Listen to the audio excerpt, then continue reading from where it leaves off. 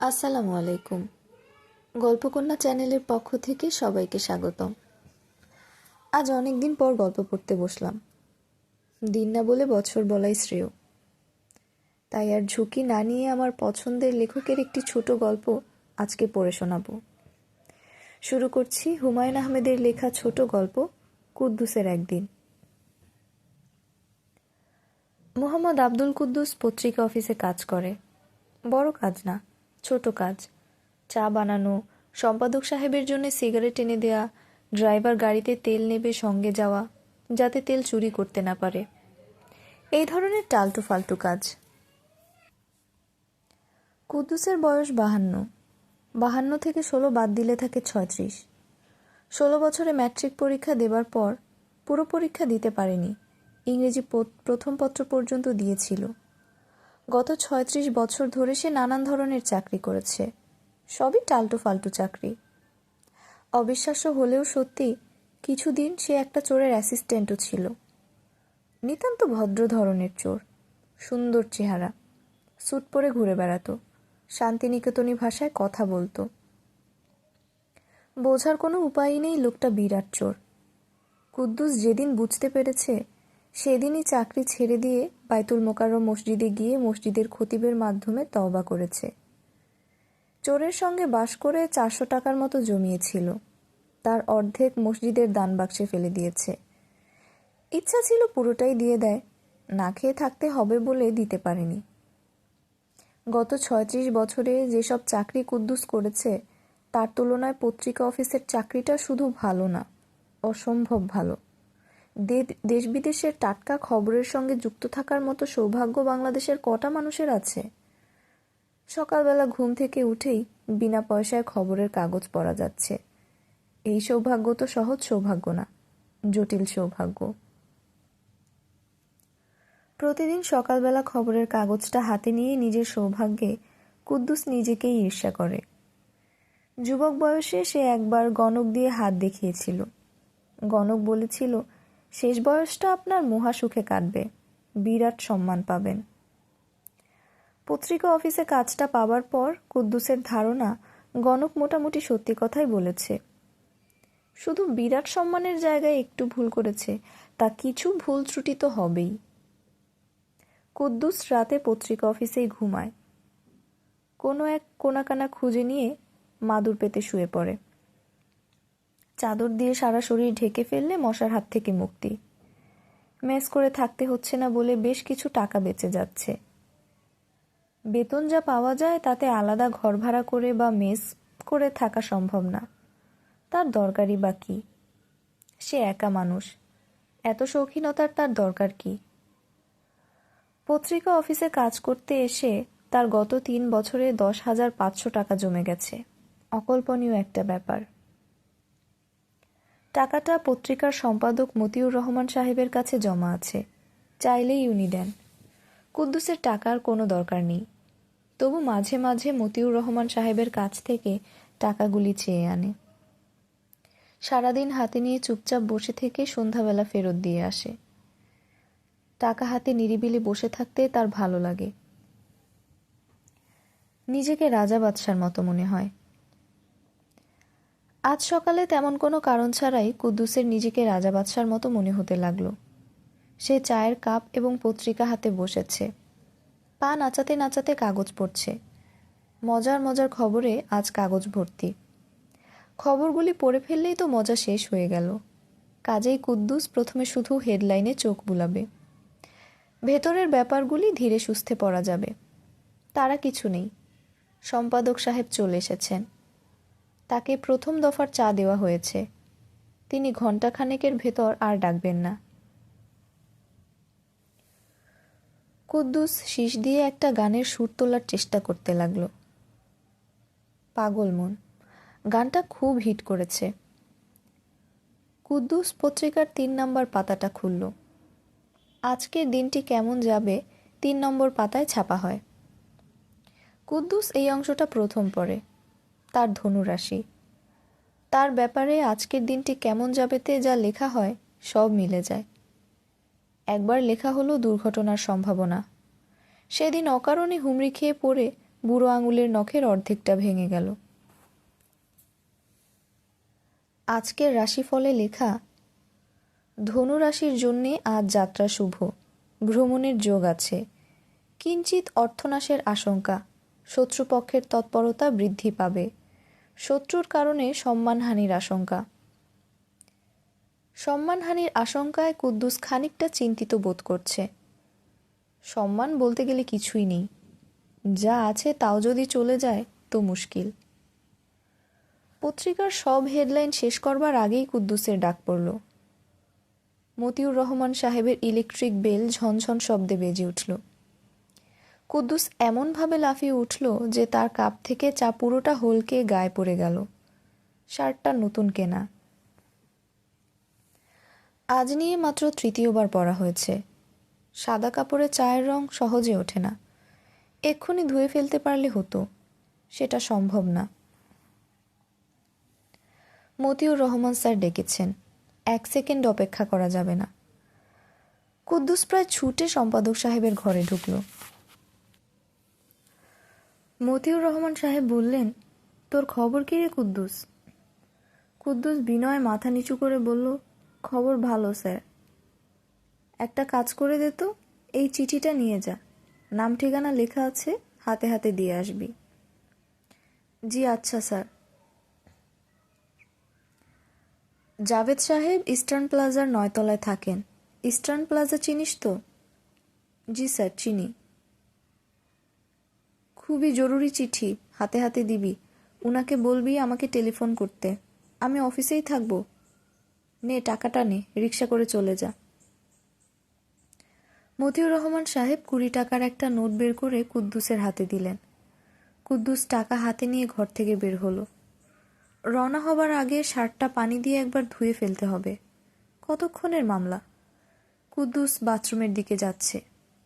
আবার মতিউর রহমান সাহেবের বেল বেজে উঠল। আবারও কুদ্দুস ছুটে গিয়ে ঘরে ঢুকল। সম্পাদক সাহেবের ঘরে ঢুকলে কুদ্দুসের মাথা ঠিক থাকে না। কুদ্দুস? জি স্যার। রিকশায় যাওয়ার দরকার নেই, দেরি হবে। তুই এক কাজ কর, আমার গাড়ি নিয়ে চলে যা, আমি ড্রাইভারকে বলে দিচ্ছি। জি আচ্ছা স্যার। রিকশা ভাড়ার টাকাটা ফেরত দেবার জন্যে কুদ্দুস 20 টাকার নোটটা বের করল। মতিউর রহমান সাহেব বললেন, টাকা ফেরত দিতে হবে না, তুই দেরি করিস না, চলে যা। শার্ট না ধুয়েই কুদ্দুস গাড়িতে উঠল। তার মনটা খুঁতখুত করতে লাগলো। শার্টের এই রং তো আর উঠবে না। নতুন শার্ট, মাত্র 3 বার পরা হয়েছে। গাড়িতে উঠে তার আরেকটু মন খারাপ হলো। আবার একটা ভুল করা হয়েছে। পত্রিকাটা সাথে নিয়ে এলে হতো। গাড়িতে যেতে যেতে কাগজ পড়ার আলাদা একটা মজা আছে। বসনিয়া হার্জিগোভিনার গরম খবর আছে। আজকের দিনটা ভুল দিয়ে শুরু হয়েছে। আজকের তারিখটা কত যেন? 14ই এপ্রিল 1996। তারিখটা তার জন্য শুভ না।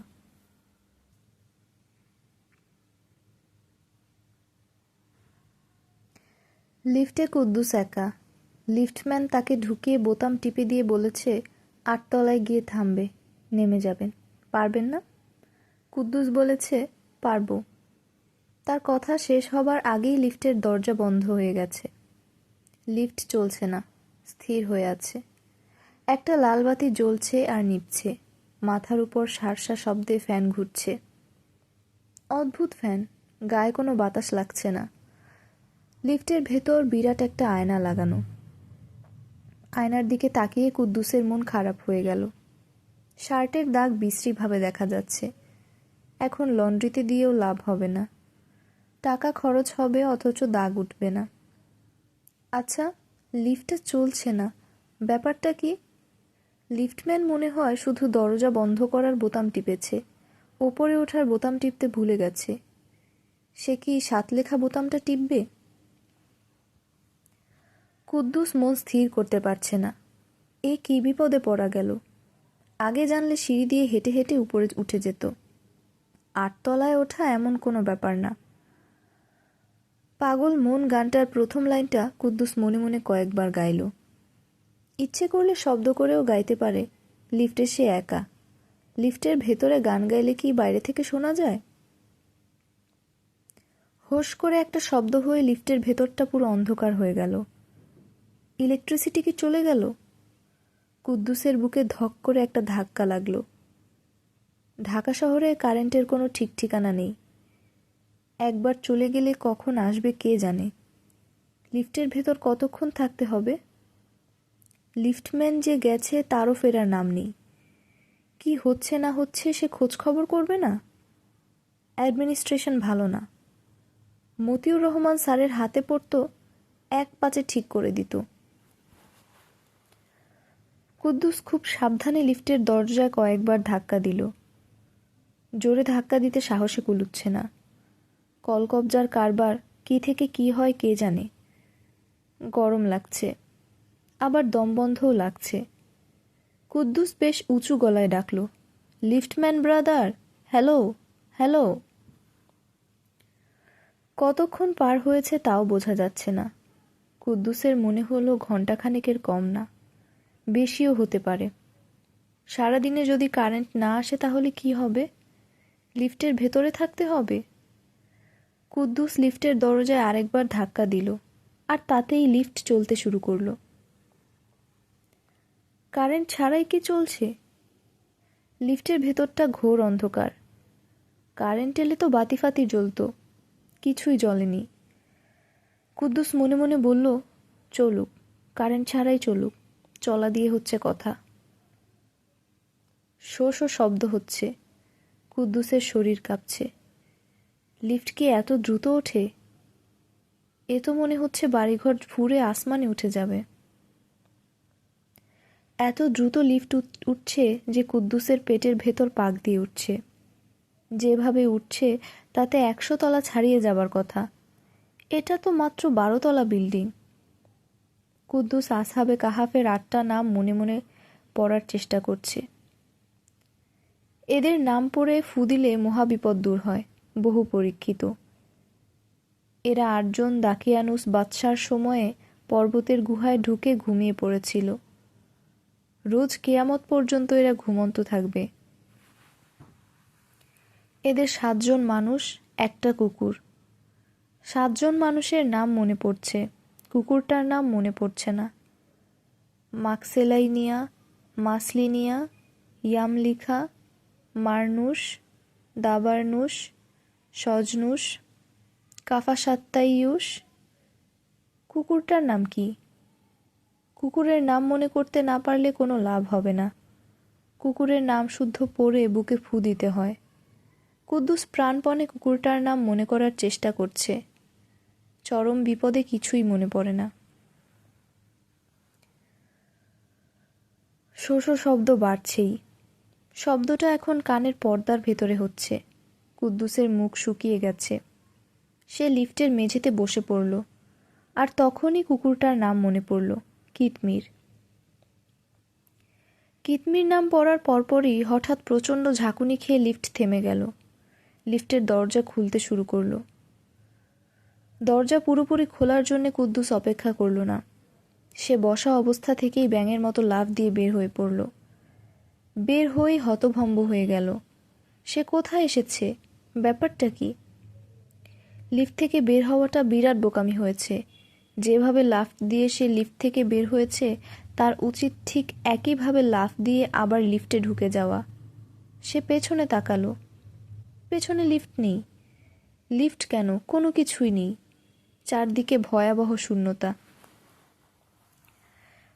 সে নিজেও বসে আছে শূন্যের উপর। মাথার উপর আকাশ থাকার কথা, আকাশ ফাকাশ কিছু নেই। তার চারপাশে কুয়াশার মতো হালকা ধোঁয়া। সেই ধোঁয়ার রং ঈষৎ গোলাপি। কুদ্দুস মনে মনে বলল, ইয়া গাফুরুর রহিম, এ কি বিপদে পড়লাম! ও আল্লাহ পাক, আমাকে বিপদ থেকে উদ্ধার করুন। হে গফুরুর রহিম, একবার যদি এই বিপদ থেকে উদ্ধার পাই তাহলে শুক্রবার তারা মসজিদে সিন্নি দেব এবং বাকি জীবনে আর লিফটে চড়ব না। দরকার হলে 500 তলা পর্যন্ত হেঁটে উঠব। আমার উপর দয়া করো আল্লাহ পাক।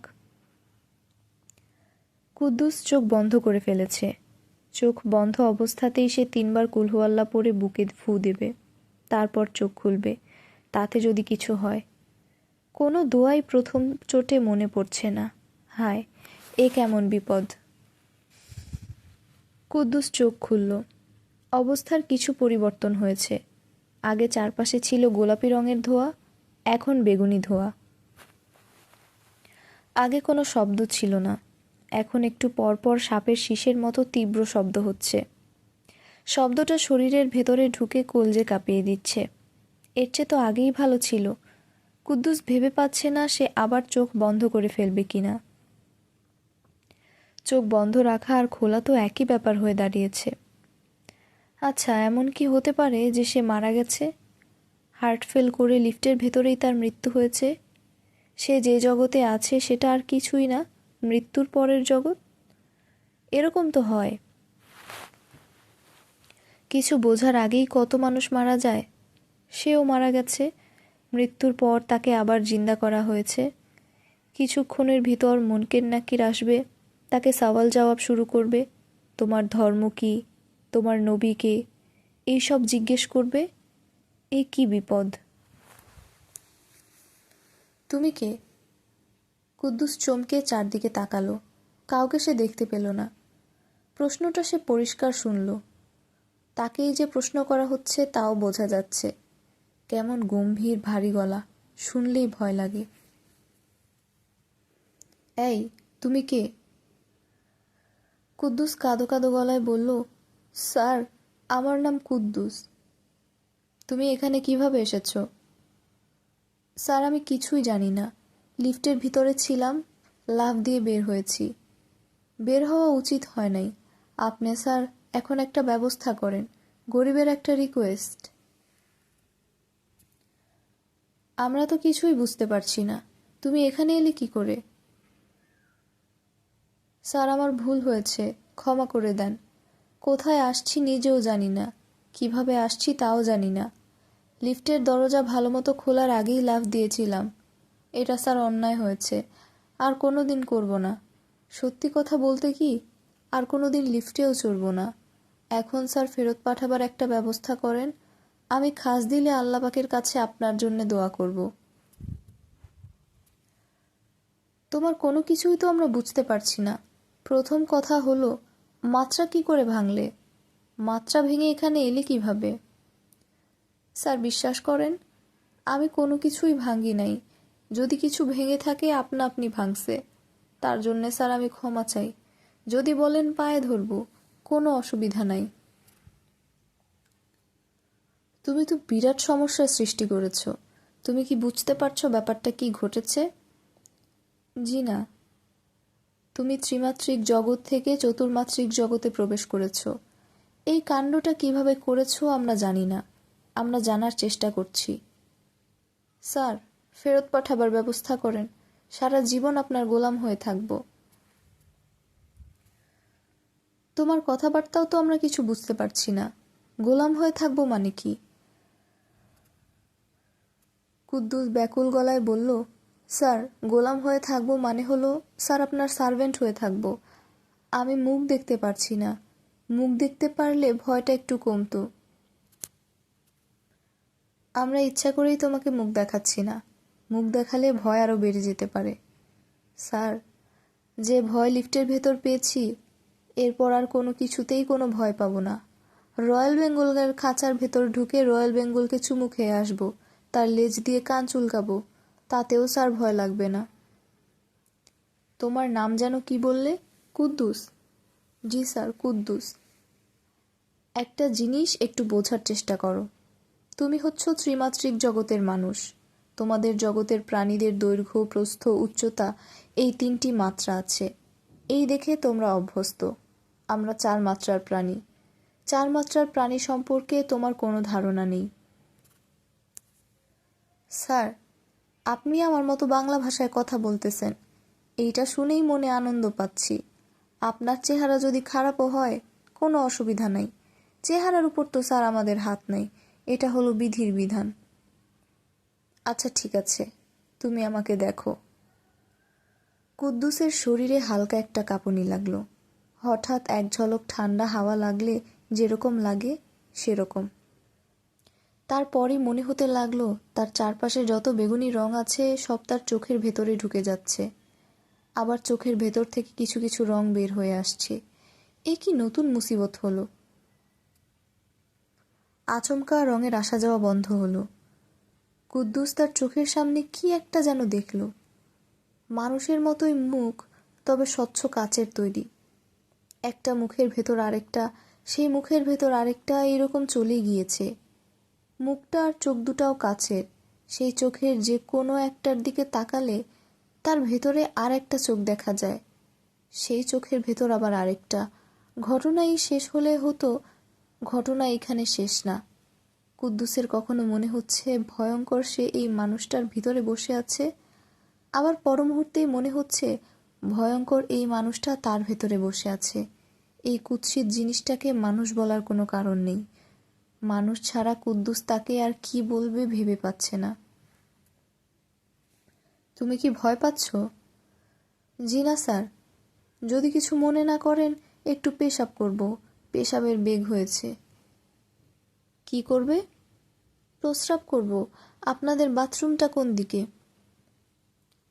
তোমার কথা বুঝতে পারছি না। কি করতে চাও? স্যার, একটু টয়লেটে যাওয়া দরকার। ও আচ্ছা আচ্ছা, বজ্র পদার্থ নিষ্কাশন। তুমি তো আমাদের মহা সমস্যায় ফেললে। আমাদের এখানে এরকম কোনো ব্যবস্থা নেই। বলেন কি স্যার? আমরা দেহধারী প্রাণী নই। দেহধারী প্রাণীদের মতো আমাদের খাদ্যের যেমন প্রয়োজন নেই, তেমনি টয়লেটেরও প্রয়োজন নেই। এখন তুমি টয়লেটে যেতে চাচ্ছ, আমাদের ধারণা কিছুক্ষণ পর তুমি বলবে খিদে পেয়েছে। সত্যি কথা বলতে কি স্যার, খিদে পেয়েছে। সকালবেলা নাস্তা করি নাই, মারাত্মক খিদে লেগেছে। চক্ষু লজ্জার জন্যে বলতে পারি নাই। সকাল থেকে এই পর্যন্ত কয়েক চুমুক শুধু চা খেয়েছি। পত্রিকাও পড়া হয় নাই। আপনাদের এখানে পত্রিকা আছে স্যার? না, পত্রিকা নেই।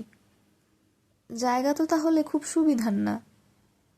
আমাদের জায়গা আমাদের মতো, তোমাদের জায়গা তোমাদের মতো। আপনাদের তাহলে ইয়ে হয় না? ইয়ে মানে কি? পেশাব পায়খানার কথা বলতেছি, বজ্র পদার্থ। না, আমাদের এই সমস্যা নেই।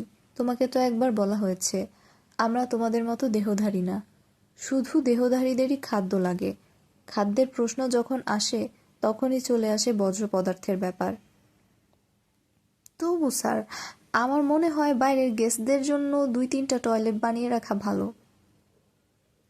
দেহধারী কোনো অতিথির আমাদের এখানে আসার উপায় নেই। আপনি তো স্যার একটা মিস্টেক কথা বললেন। আমি চলে এসেছি না? হ্যাঁ, তুমি চলে এসেছো, অস্বীকার করার কোনো উপায় নেই।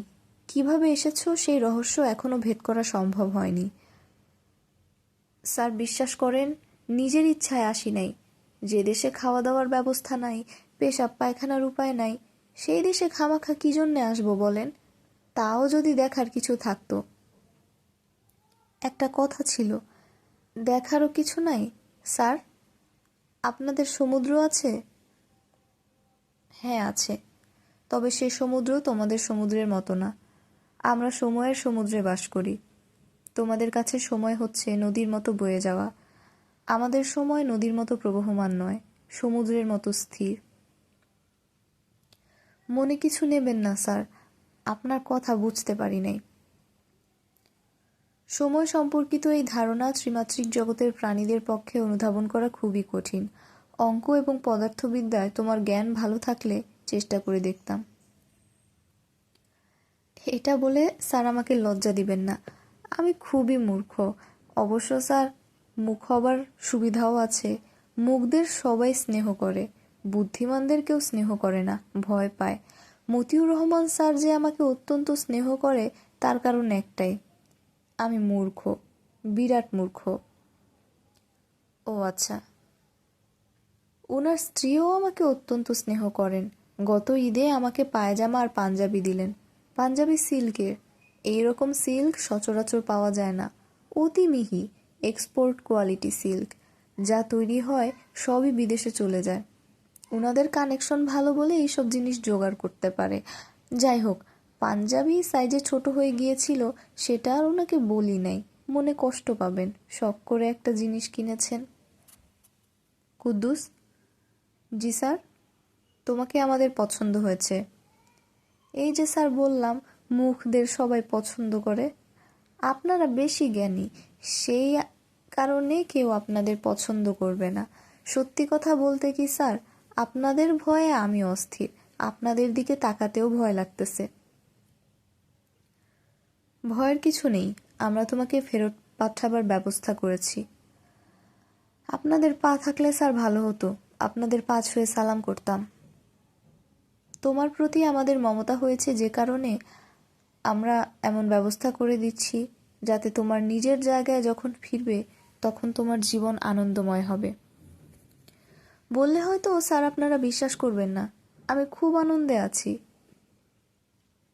আনন্দ থাকলেও তোমার জীবন মোটামুটিভাবে অর্থহীন, এটা বলা যায়। জীবন কাটাচ্ছ অন্যের জন্য চা বানিয়ে। কি করব স্যার বলেন, পড়াশোনা হয় নাই, ম্যাট্রিক পরীক্ষাটা দিতে পারলাম না। ইংরেজি সেকেন্ড পেপার পরীক্ষার আগের দিন রাতে বাবাকে সাপে কাটলো, চোখের সামনে ধরফর করতে করতে মৃত্যু। আমরা কি করছি মন দিয়ে শোনো। তোমাকে ফেরত পাঠাচ্ছি ইংরেজি সেকেন্ড পেপার পরীক্ষার আগের দিন রাতে। তুমি সেখান থেকে জীবন শুরু করবে, বাবাকে যাতে সাপে না কাটে সেই ব্যবস্থা করবে। সেটা স্যার কি করে সম্ভব? সময় আমাদের কাছে স্থির, আমরা তা পারি। তুমি যখন ফিরে যাবে তখন এখানকার স্মৃতি তোমার থাকবে না, তবে তোমার বাবাকে সাপে কাটবে এই ব্যাপারটা তোমার মনে থাকবে। এটা যাতে মনে থাকে সেই ব্যবস্থা আমরা করে দিচ্ছি। নতুন জীবন তোমার শুরু হচ্ছে, সেখানে তোমার বাবাকে সাপে কাটবে না।